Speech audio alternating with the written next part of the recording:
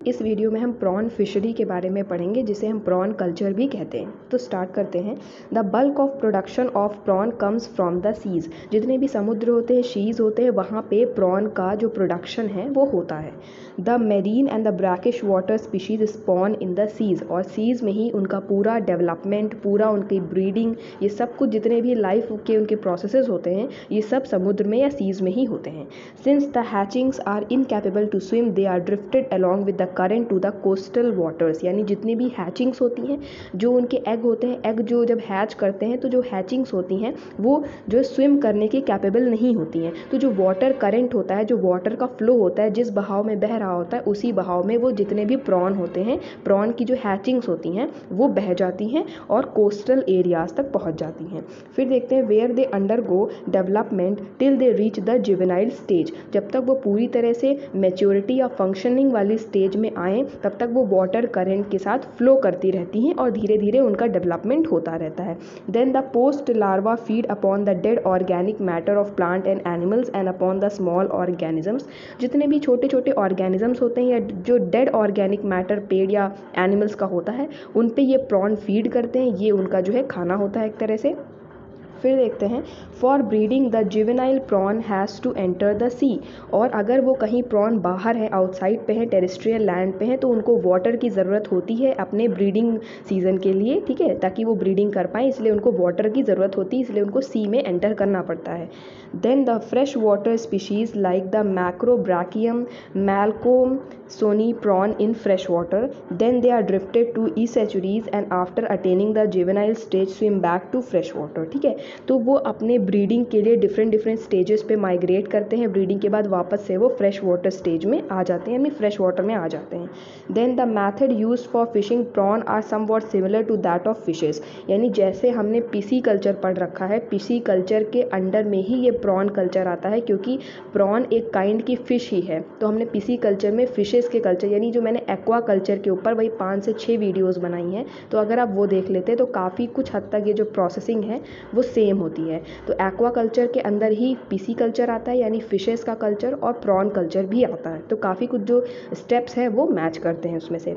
Prawn fishery is seasonal and the ideal season for fishery at Bombay coast is from August to October. ये जो prawn fishery होती है ये particular एक seasonal होती है, इसकी ब्रीडिंग, इनकी ग्रोथ सीजनल होती है। तो बॉम्बे कोस्ट के हिसाब से अगस्त से अक्टूबर तक का जो टाइम है, और अलग अलग मतलब जहाँ पे अलग अलग डिस्ट्रिक्ट के हिसाब से अलग अलग टाइम जो है इनके लिए वैरी करता है, इनकी ब्रीडिंग के लिए, इनकी ग्रोथ के लिए वैरी करता रहता है। तो इतना आपको वरी करने की ज़रूरत नहीं है, हल्का फुल्का आपकी अंडरस्टैंडिंग हो, आप इसे लिख सकते हैं बना के भी।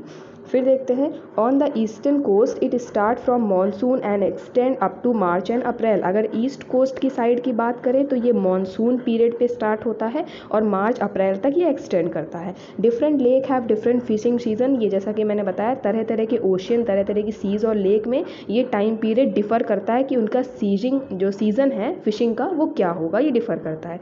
इन fresh water it extend from March to June July. अगर वो फ्रेश वाटर में ग्रो कर रही हैं तो फ्रेश वाटर की अलग कंडीशंस होगी कि वो मार्च से जून जुलाई तक का उनका टाइम पीरियड पूरा रहता है ग्रोथ का।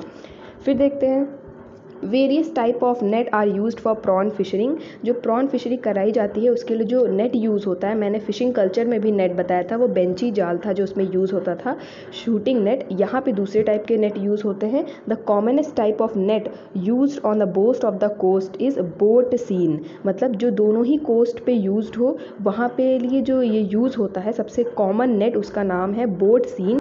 In estuaries and backwaters, a peculiar type of conical net supported by a pair of stakes is used. एक टाइप का conical shape का एक नेट आता है जिसमें स्टेक्स लगे हुए तो होते हैं, पेयर ऑफ स्टेक्स। उनकी मदद से ये जो प्रॉन है उनको ये कैच करने के लिए यूज़ करते हैं। This net has a wide mouth. उसका जो आगे का मुंह होता है काफ़ी वाइड होता है। इट सेज अगेंस्ट द टाइड। जितनी भी टाइड्स फ्लो होती हैं उनके अगेंस्ट भी ये जो नेट है ये वर्क करता है। The tidal water bring spawn and other crustaceans which get engulfed into such net. ये जो टाइडियल वाटर है, मतलब जितने भी वाटर का जो फ्लो है वो करंट है, उस करंट वाटर करंट की वजह से, वाटर फ्लो की वजह से जितने भी प्रॉन होते हैं या जो अदर क्रस्टेशियंस होते हैं ये भी जो है स्विम कराते हैं और नेट में फंस जाते हैं। Other type of nets like drag net, wall net etcetera are also extensively used for this purpose. यानी हम प्रॉन फिशिंग के लिए ड्रैग नेट और वॉल नेट का भी यूज़ करते हैं। The craft used for prawn fishing are the same as they used for the collection of fishes. और जो क्राफ्ट यूज़ होते हैं यहाँ पे कलेक्शन के लिए, वही प्रॉन फिशिंग के लिए भी यूज़ होते हैं। फिर देखते हैं there are 2 method of prawn farming in traditional method. 2 तरह के मेथड हैं जिन मेथड से हम प्रॉन की फार्मिंग करते हैं। तो पहला है traditional method. The pond situated near the east estuarine are selected. These pond remain connected with the outer main tidal stream by sluice gates. A suitable environment for prawn development like depth, salinity, nature of soil etcetera are created in these pond. यहाँ पे बिल्कुल वैसा ही system होगा जैसा आपने पिसी culture या aqua culture में मैंने आपको पढ़ाया। वाटर सप्लाई करी जाती थी, सब चीज़ों को कनेक्ट करके रखा जाता था, वैसा ही सिस्टम यहाँ पर भी है। यहाँ पर भी डेप्थ, वाटर की सैलिनिटी, सॉइल का नेचर कैसा है, ये सभी चीज़ें मैनेज करके रखा जाता है। When the incoming tides reaches the height of about 50 centimetre above the pond level, the sluice gates are open and the shrimps are allowed to enter the pond. ये ऐसे सेट किया जाता है कि अगर बहुत ही ऊंची ऊंची टाइड्स या वाटर की करंट फ्लो हो रही है जो 50 सेंटीमीटर की हाइट से अबव हो, तो क्या होता है, जो ये ग्ल्यूसीन गेट्स लगे होते हैं हमारे पॉन्ड में जो हमने क्रिएट किया है वो ओपन हो जाते हैं। और जो श्रिम्प हैं, यानी ये जो हमारा प्रॉन है, इसकी जो छोटी स्टेज होती है उन्हें हम श्रिम्प कहते हैं। तो वो श्रिम्प जो है उस पॉन्ड से जो है उसमें shrimp are allowed to enter the pond, यानी जो हमने पॉन्ड क्रिएट किया था उसमें वो अंदर चले जाते हैं जो वो गेट ओपन हो जाता है।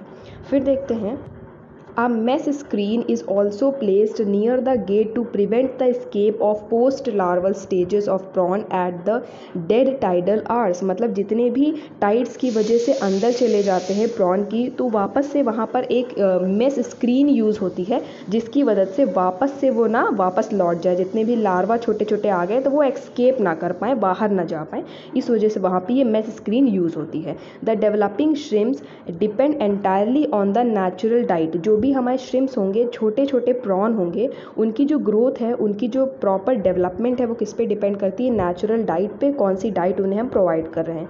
कलेक्शन और harvesting is generally done by draining out the pond water in such a way as to prevent the escape of prawns. यहाँ पे क्या किया जाता है, कलेक्शन करा जाता है, हार्वेस्टिंग करी जाती है, फिर जो पॉन्ड वाटर से ड्रेनिंग करी जाती है जिससे कि प्रॉन्स जो है वो एस्केप आउट ना कर पाए, वापस से जो है समुद्र में ना जा पाए।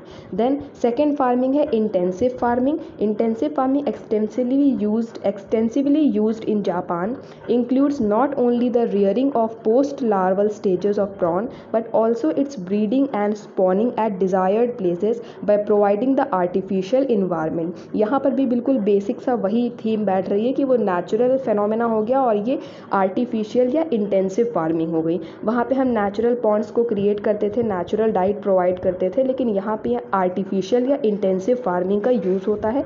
पूरा आर्टिफिशियल इन्वायरमेंट क्रिएट किया जाता है जिससे कि हम प्रॉन की जो ग्रोथ है उसको देख पाए। Doctor Fujinaga of Japan 1934 developed the process of artificial spawning of prawn in localized area. इन्होंने सबसे पहली बार जो है प्रॉन फिशरी को आर्टिफिशियल मेथड से करके दिखाया था। फिर देखते हैं matured males and females are released in small tanks. छोटे छोटे जो आर्टिफिशियल टैंक बनाए जाते हैं उसमें मेल एंड फीमेल को रिलीज कर दिया जाता है। The temperature and the oxygen concentration of tank is maintain artificial by aeration. Aeration की मदद से उनका जो ऑक्सीजन कंसंट्रेशन है वो मेंटेन करके रखा जाता है। फिर देखते हैं after the spawning the adults are remove. जैसे ही उनकी स्पॉनिंग हो जाती है एडल्ट्स को रिमूव कर दिया जाता है, सेपरेट टैंक्स में रख दिया जाता है। The early larval stages are fed upon diatoms. उनका जो फूड मटेरियल है वो कैसे दिया जाता है, डायटम्स उन्हें प्रोवाइड किया जाता है। But when the larva settle down on the bottom and enter into the post larval stages they are provided with brine shrimp larva worm neurine fresh of fishes. यानी जब वो पोस्ट लार्वल स्टेज पे होते हैं, बिल्कुल larval stage उनकी ख़त्म होने वाली होती, तब जब वो आखिरी में होते तब उनको ये सब डायटम्स प्रोवाइड नहीं किए जाते, तब उन्हें वॉर्म्स दिए जाते हैं, फ्लैश जो फिशेस होती हैं, डेड फिशेस का जो फ्लैश है वो उन्हें प्रोवाइड किया जाता है। देन प्रोवाइड किया जाता है, देन एज फूड के तौर पे दिया जाता है। The larva are transfer to the production pond, फिर प्रोडक्शन पॉन्ड कंस्ट्रक्ट किए जाते हैं। ये सभी स्टेप्स मैं बहुत अच्छे से डिटेल में आपको समझा चुकी हूँ। एक्वा कल्चर में जितने भी मैंने 5 या 6 स्टेप में अच्छे से डिफाइन किया है, तो वहाँ से आप इसको अच्छे से समझ सकते हैं। तो जो लार्वाज हैं फिर वापस से उनको प्रोडक्शन पॉन्ड में ट्रांसफ़र किया जाता है on attaining a considerable size. जब वो प्रॉपर ग्रोथ अटेन कर लेते हैं, उनका साइज़ एक कंसिडरेबल हो जाता है, फिर उनको हम प्रोडक्शन पॉन्ड में ट्रांसफ़र कर देते हैं। Production pond with 2 opening are connected to the main stream. फिर उसके पास 2 ओपनिंग होती हैं प्रोडक्शन पॉन्ड की, और वो दोनों ही ओपनिंग जो है मेन स्ट्रीम में ओपन होती हैं वाटर पाइप्स के through. With the help of hydraulic pump the water in the pond is made to circulate. The method gives much more production than the traditional method. और इस method की मदद से हम ज़्यादा मात्रा में प्रॉन का डेवलपमेंट कर सकते हैं प्रॉपर मात्रा में, क्योंकि ये आर्टिफिशियल मैथड है। इसमें मैन का मैनिपुलेशन होता है, उनकी डाइट, उनका आर्टिफिशियल इन्वायरमेंट, पॉन्ड, हर चीज़ हम इसमें जो है अपने हिसाब से रख सकते हैं। इस वजह से ये जो है ज़्यादा प्रोडक्टिव होता है ट्रेडिशनल मैथड के कंपैरिजन में। Thank you.